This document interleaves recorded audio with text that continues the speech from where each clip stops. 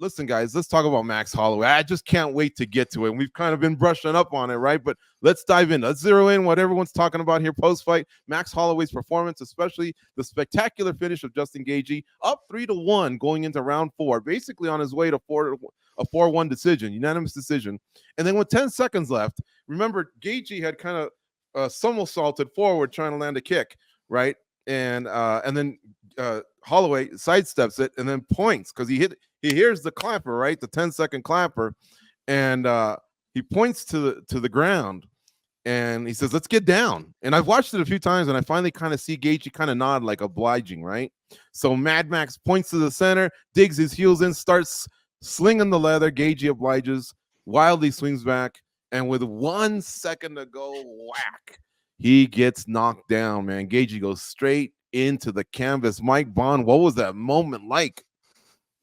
Absolutely insane. I mean, what more could you really describe it as? Like, that was pure Max Holloway through and through, the kind of guy he's tried to prove himself to be over and over. But I just think the shocking factor is like, I know he knocked out Korean Zombie viciously in the last fight, but I think we all knew Korean Zombie past his expiration date in terms of being in his prime, chin a little bit suspect at that point in his career. And he said that he knew he was losing badly and he had to go in there and brawl in order to try to make something happen. And Max caught him. But we don't really think of him as this one punch KO guy, right? And he does that to Justin Gaethje, who is known as one of the most durable fighters in MMA history. And just to see Justin down face first on the canvas like that, he was out for a while, man. Like, it was scary the way he went down there.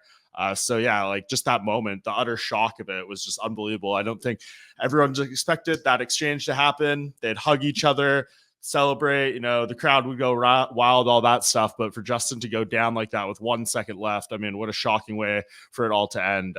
Just an unbelievable knockout, an unbelievable highlight. That one will live on the reels in infamy forever. Just a crazy, crazy KO. Look at all these shots. Beautiful camera work for the UFC. Some great shots of this knockout from cage side too. Just an all-time highlight, man. And for Max Holloway to just get it in that fashion in a fight, he was winning too. Like, it's not like he was down and just trying to desperately make something happen here. He was the one that took the risk in this moment. So it was just all so perfect. The only thing that I think could have maybe like slightly topped it is if this was the main event, as Danny alluded to it being earlier. Like, imagine if this is how UFC 300 ended and that was the end of the night with this highlight. But we obviously got, Alex Pereira doing his thing as well, and a solid co-main event. But yeah, if this was the way the show closed, that would have just been the only thing that could have maybe taken this to a slight other level. But man, just not enough good things you can say about Max Holloway. We'll get into what this means going forward, but in the moment, this is one absolutely you'll never forget, just especially because the way the fight was going. I mean, another one that stands out to me being cage side was, of course, Leon Edwards coming back against Kamaru Usman, but that fight was slow by that point. We all thought it was done, and then like the shock factor of it coming out of nowhere. This was all action all the way through, and then just like the biggest stamp you could imagine right on the end. Mike, Dana White asked at the press conference who had Max Holloway winning. He didn't tell us how many hands went up. Maybe you can tell me, but that, along with just talking to people, how big of an upset was this? I don't know. It's hard to say. I mean, in the moment, like I picked him to win in our staff picks, so I'm not going to sit here and like act like I thought he was a huge underdog going in there. I know a few other people on the staff picked him. There wasn't a ton of hands that went up. In fairness, when Dana asked that question, but yeah, I mean, I think Max Holloway winning, I don't think was like the biggest shocker in the world. And if he was going to win, I think you probably would have predicted it was going to be in the fashion that he did, minus the knockout with 1 second left, right? Like, he would have to outpoint him. He'd have to be elusive. He couldn't get hit with a huge shot and get knocked out himself. But like, for him to win a kickboxing match with Justin Gaethje, who I don't think attempted a single takedown, like, he allowed Max Holloway to do what he does absolutely best. So it doesn't shock me that he won and the fight played out that way. So yeah, I'm not going to sit here and call it a huge upset or anything like that. It was just a virtuoso performance by Max Holloway, and the most shocking thing was just the end, that final second there. EJ Regal in the chat says me. He says he predicted that Max Holloway was going to win. West Coast is hating a little bit. He says, did you forget Justin was gassed? Is why the KO happened with one punch. It was also on the money, and it was also an accumulative of the damage that was going down. So I think it was a few 20 minutes there. with a broken Justin's nose. gassed in every single fight. Look at the Chandler one. Look at the Poirier ones. Like he literally fights, just redlining the engine the entire time. So it's like, no, I think what Mike said was on the money. And I would like to add a weight class above. Yes, he did it to the most durable guy. Yes, he's not known for his power, Max Holloway, but he also did that a weight class above at 155, where you think, you'd lose power by going up. Dude, spectacular performance by Max Holloway. He is the BMF for sure. I'll take back what I said last episode about, I'm not sure about, he doesn't need to have a criminal record. He can still go to the Boys and Girls Club and still be the baddest Right, motherfucker. You did say that. You did say For that. you But guys Danny, watching from home, right? sorry, George, I'm just curious because I don't think we can not talk about the eye pokes, right? Like there was those 2 eye pokes. Did that for you guys watching at home? Obviously, me being cage side, a little bit of a different experience. Didn't hear the commentary or anything. Like, did that feel like a part of the narrative to any of you guys, or playing into the result? They happened early, and he waved them off pretty quickly. So it didn't look like it impacted. I'm sure it did. We'd have to ask Justin that question, but it didn't look like as severe as other ones. The broken nose, though, if that's what it was, that definitely looked like it impacted a lot. We obviously know the breathing. And that's 100% legit. I mean, you can't take that's all Max Holloway, beautifully scouting. Back kick. Yeah, you see some of these highlights that come out. People are like, putting together every time Justin dipped his head going in, Max threw that spinning kick. And that seems like it was a brilliant part of the strategy from him and his team. So for him to crack him like that and mess up his nose at the end of the first round, that was obviously all Max Holloway. So you can't take anything away. But I was curious about the eye pokes and think it needed to at least be mentioned. Yeah, I mean, look, unless your name is Larry, Moe, and Curly, you can't take an eye poke like that. Like, it's gonna affect you. But of all the ones that we've seen, he did kind of bounce back from it. I think it was more the nose that just really, really bothered him. But you have to ask yourself, how did it happen, right? Like, Max's timing in this fight was tremendous. His game plan was tremendous, and he stuck to it. He really did to Justin Gaethje what a lot of high-level athletes in that division have not been able to do. It was an amazing performance all around from a guy who, not that long ago, you guys, we had him in no man's land, right? And look at his career now. Yeah, definitely has a lot of options. And another thing, it was pretty cordial between both guys. Gaethje was quick to resume the action, and they would fist bump, and you could tell there wasn't any, bad feelings at the time. Like, Gaethje didn't look at him in any way like, hey, man, what's going on here? I guess he just knew it was part of the game or whatever. And I think both of these guys have built a clean reputation in the sport. Danny, I want to ask you, what does this do for Max Holloway's legacy? Like Ghost pointed out, he was in no man's land. He was 0-3 against what used to be the current featherweight champ. He's now the ex-champ, and that's Alex Volkanovski. He's still young enough where no one was showing him the door, right? So what does this do about his legacy? How much did it change on Saturday night? I think it just added to the legend of Max Holloway. I don't necessarily think it changed the way we like the way his like records and accolades change, right? He's still always gonna be like one of the greatest featherweights to ever exist, former featherweight champion.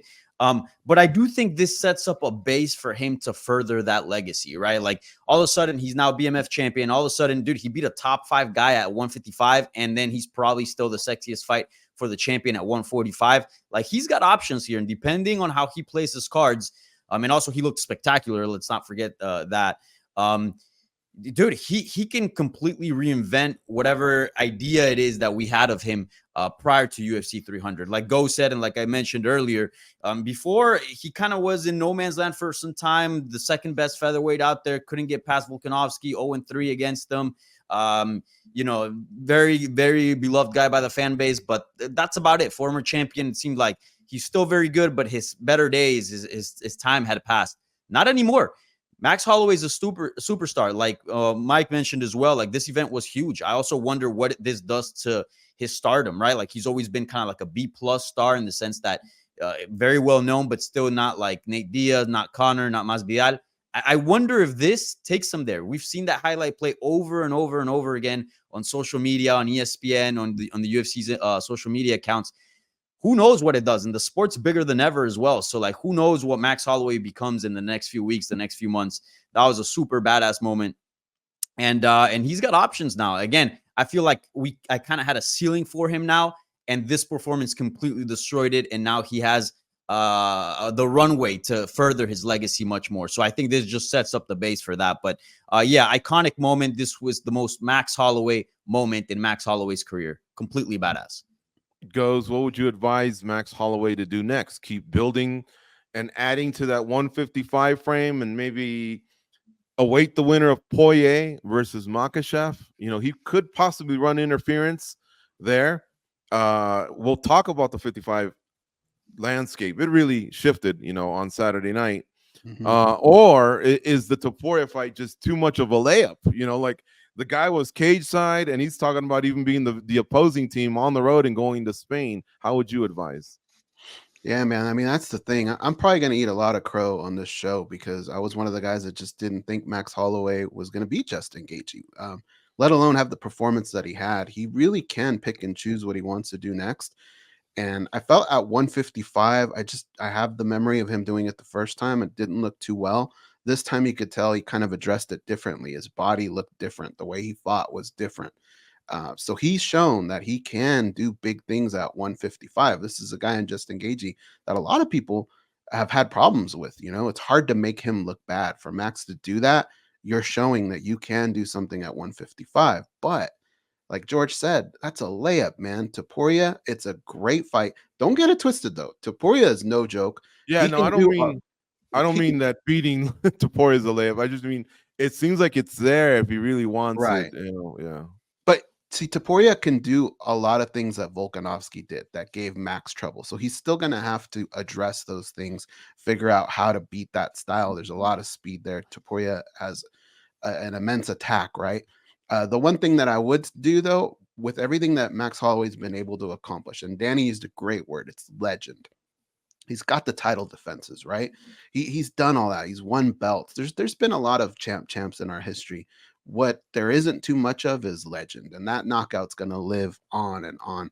I feel like Max Holloway has a lot of cards to play, and one card that I would play that I know it gets thrown out there a lot, and Dana White somewhat addresses it.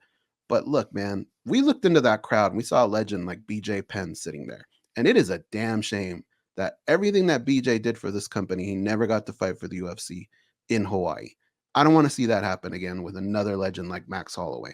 There's got to be a way to figure this out.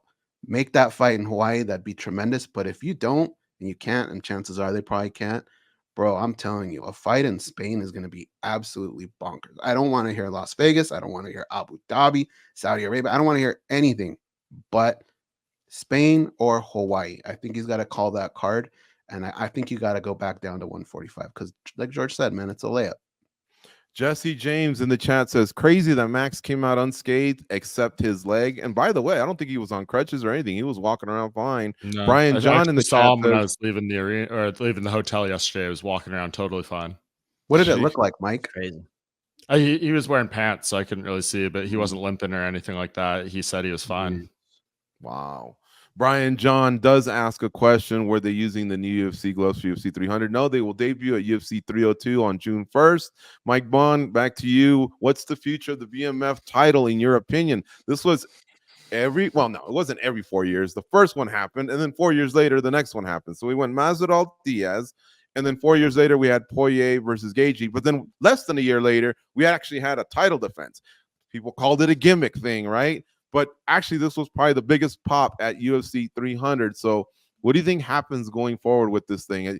As Dana White warmed up to it where we could see it more often than not?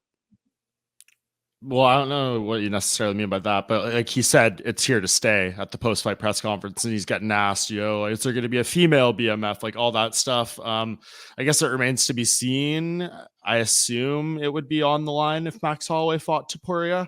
And it would kind of like transition its way down there, but maybe not. I mean, we saw Masvidal and Usman fight, and it wasn't, did go to Usman after. So really depends what play they want to do with it. But I assume, knowing Max Holloway, like, he's going to want to have that thing on the line. Just he, personifies what this thing is all about. So that's kind of my expectation, that he carries this around into a fight with Topuria.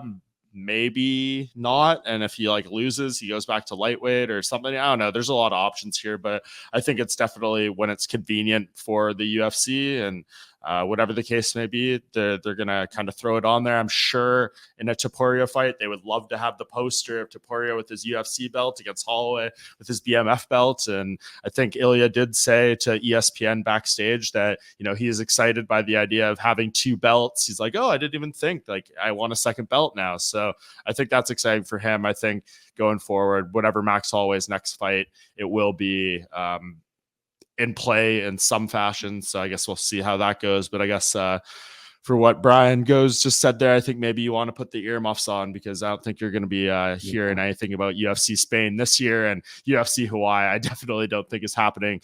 Max has said he's come to terms with that not being on the table for him, and it's probably not going to be something in his career. So that's the case. And I guess just last thing on kind of what Danny said there about Max Holloway's legacy, his legend. I think this was great in the sense that I think the 3 losses to Alexander Volkanovski kind of, took away some of the steam from him, right? He did so many amazing things leading up to those 3 fights. And then you're just like, okay, well, he's very clearly not the best, featherweight ever. Maybe you could make an argument for the resume and stuff, but there's 3 head-to-head losses with a guy who has obviously had a phenomenal run in his own right in Volkanovski, and so much of his brand and his legacy was tied to that rivalry with Volk. And now he's moved up to a different division, done something like this, has the BMF belt. And I think it really just kind of takes things into a different stage for him, as Danny alluded to. And it really allows us to talk to him in a different way. And if he's able to reclaim that belt and then maybe get a 4th fight against Volk, and if he wins that, who knows? The world is this man's oyster. But this changed the game for Max Holloway, and I think is going to be a huge part of how we ultimately talk about his legacy, and brings him beyond just the Alexander Volkanovski rivalry. Mm-hmm. Danny, was this the best one yet? They all had finishes, right? All big names. And I know this was the best finish yet. But again, it was 3-1 going into round 5. And if it doesn't finish, it ends 4-1, unanimous decision. But overall, do you think it was still the best one yet? Yeah, for sure. I mean, we've had 3 BMF title fights. I think the matchup wise, and I'm going to die on this hill, the Nate Diaz versus Jorge Masvidal matchup was the most fitting one for the BMF title. And I won't go down on a rant on that. But as far as the fights, the results itself, yeah, the knockout from Gaethje was spectacular, putting out Poirier. But this was it, man. Pointing down to the canvas, risking it all after having the fight in the bag against one of the biggest punchers pound for pound in this sport, and just throwing defense out the window and going all out and getting the knockout in the final second. Again, a weight class above against a very durable guy, a knockout artist. I mean, that is badass. That is some bad motherfucker shit right there. Yes, this is by far the best BMF title fight we've ever seen, the best BMF moment we've ever seen. And I really think that it's going to be a while if this fight, if this title does linger for some time, that somebody surpasses that. I mean, this is one of the greatest knockouts ever, really. God bless the UFC for giving us this footage, right? Dana White's like, if you haven't, ripped it already or taken it, take it now, post it. And yeah, I was just wondering how many times Kenny, our producer in the back there, could play this clip during this segment, because legit, I think we should. How many times do we want to watch this? I think we should just call the rest of the episode and just play this B-roll for the entirety of the hour that's left. What do you guys think? We could, because every time I see it, I see something different. It is frankly amazing. And a big shout out to Cold Coffee. This is, that I know, the only show where you can watch this type of B-roll, and he made that happen. And he's always on point here every week, a huge part of the team. So shout out to you, Cold Coffee. Oops. And I think I guess one last point on the BMF belt. I believe Eric Jackman from MMA Fighting kind of tweeted this out. You just have to retire the BMF belt after this? Could literally anything surpass what we saw? It's going to be so hard to beat. It'll be tough to surpass, but that's why we create new memories when we try new stuff. Yeah, and that's why I've never been a fan of Marino versus Figueiredo, because how do you know that the next guy might not also deliver something? And next thing you know, the UFC has what they want. They always want new stars. So I'm okay with trilogies when it's the right time, but I don't like forcing them either. You know, I'm not a big fan of just going Alexa and Valentina yet again, but whatever. You know, even Israel versus Alex Fajeda. I feel like the UFC has assets in these athletes, and sometimes after a KO, you just let them chill. Like this might actually be the best thing for Volkanovski. As weird as this sounds, because he likes to stay busy, gives him more time to chill. Let this fight breathe. Holloway versus Topuria. Volkanovski can wait for the winner, but he can also wait for him with some appropriate time off after 2 vicious KOs. And He needs that it. UFC schedule makes it difficult, you know.